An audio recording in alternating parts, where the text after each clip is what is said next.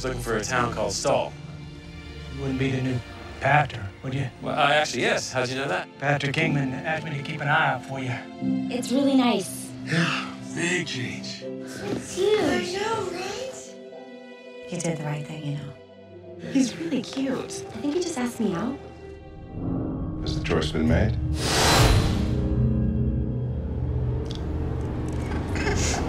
Are you okay? Not really. I mean, I don't have it. I'm not superstitious. I don't have. I'm afraid of the same things most people are afraid of. You know. I mean, I don't have any real distinct fears. Well, I made it, so I was more scared making it. Pretty much involved with everything. There was a very small crew that made the film, so everybody was very involved with everything that had to do with the movie. Well, originally it was just that I liked the story, so that was the first inspiration to make the movie. And then from there, you know, there was a couple old movies that we sort of liked. We sort of modeled it after, as far as like, we liked Rosemary's Baby.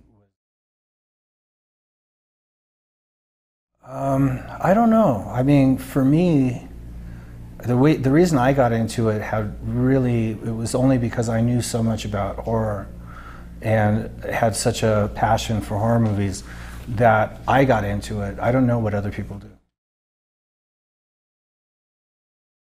Just the disappearance of Bunny.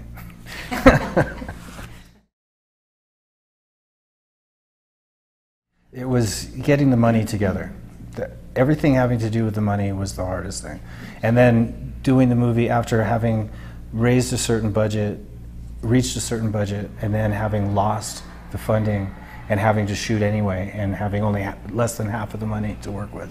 That was the hardest thing.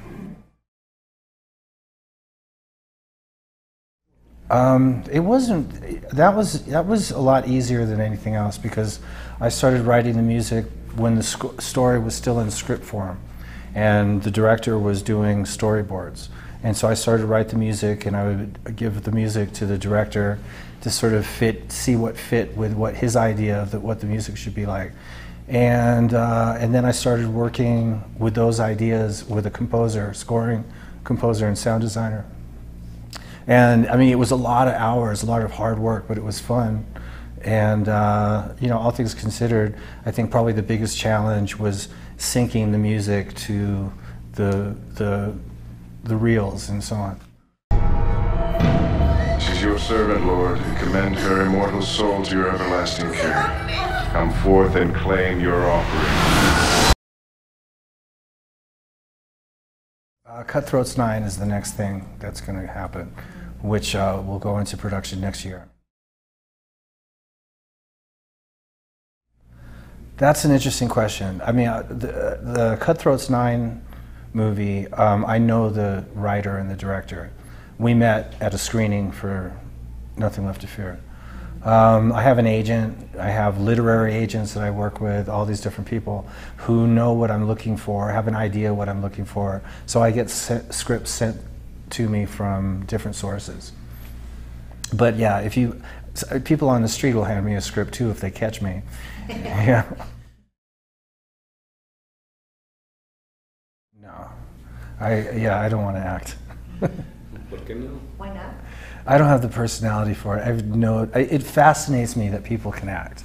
I can't imagine myself getting over that hump that makes you to be able to be uninhibited enough. Because I'm way too quiet and reserved, and I can't see myself trying to sort of act a certain way, you know.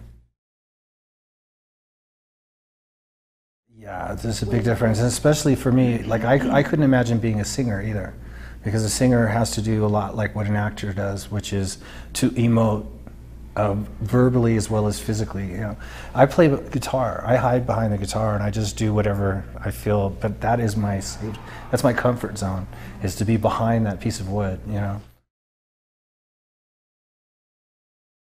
Because I had a really nice time in Cozumel a few years ago. I've been to Puerto Vallarta, which was nice.